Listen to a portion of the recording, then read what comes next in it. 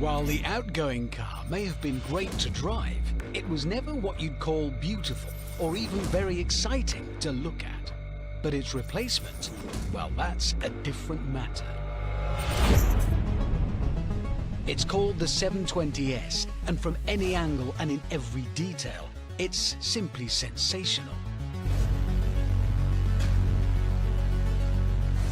Right down to the engine bay that glows red when you unlock the doors.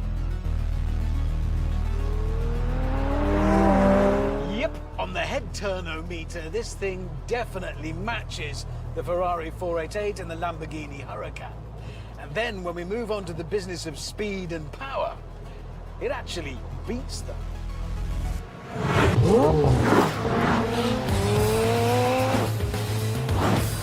0 to 60 takes just 2.8 seconds.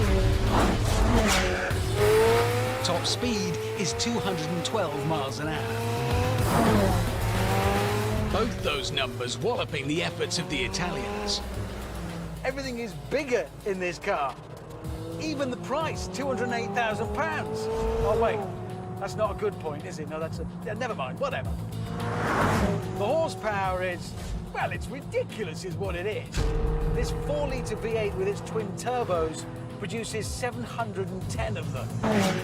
To put that into context, the actual mechanical engine in a McLaren P1 without all the hybrid battery boost produces just 17 horsepower more. Net result of that is... staggering! Oh, that is fast.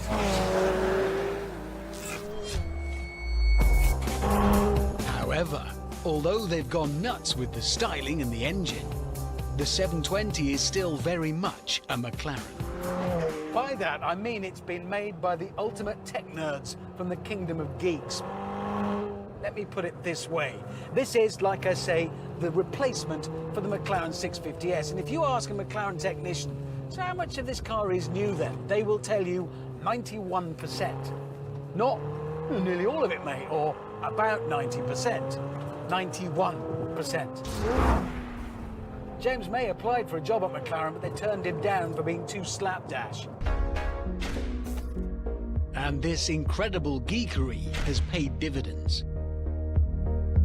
For example, one of the reasons the 720 looks so pretty is because it's the only mid-engine supercar without massive gaping intakes behind the doors. Instead, McLaren created subtle channels along the bodywork to feed air into the engine bay. More nerd stuff. The old car, the 650, had a carbon fibre tub that came up to here. On the 720, all of this, all of that down the centre, everything is carbon fibre. That means these carbon windscreen pillars can be very thin, which makes it easier to see out, and it's light. Overall, they've lost about 18 kilograms up here. That means the centre of gravity is lower, which is good. Then there's the computer-controlled suspension, which is even more advanced than the system on the P1. It makes the ride on this 700 horsepower hardcore supercar as comfortable as a nice sit-down. Question is, what does all that comfortableness mean for the handling? Here we go. Track mode. Active. Oh, I like that. I do like that. Right, well, carry on.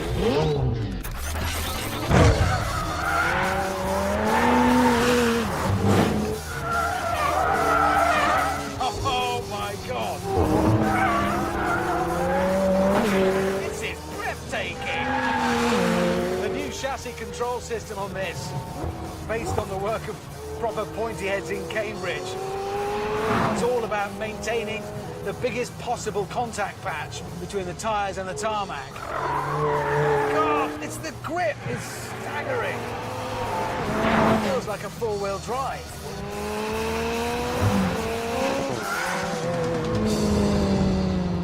But if you do want things to get a little more leery, simply dive into the computers and activate variable drift control. It lets you select the angle of dangle through your drift by varying the amount of traction control. I think we'll go for all of it.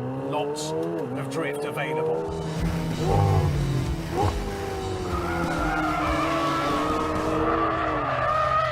Yeah, maybe less than that, I think. I think I'm going to have 38%, 38.5. This is a McLaren accuracy.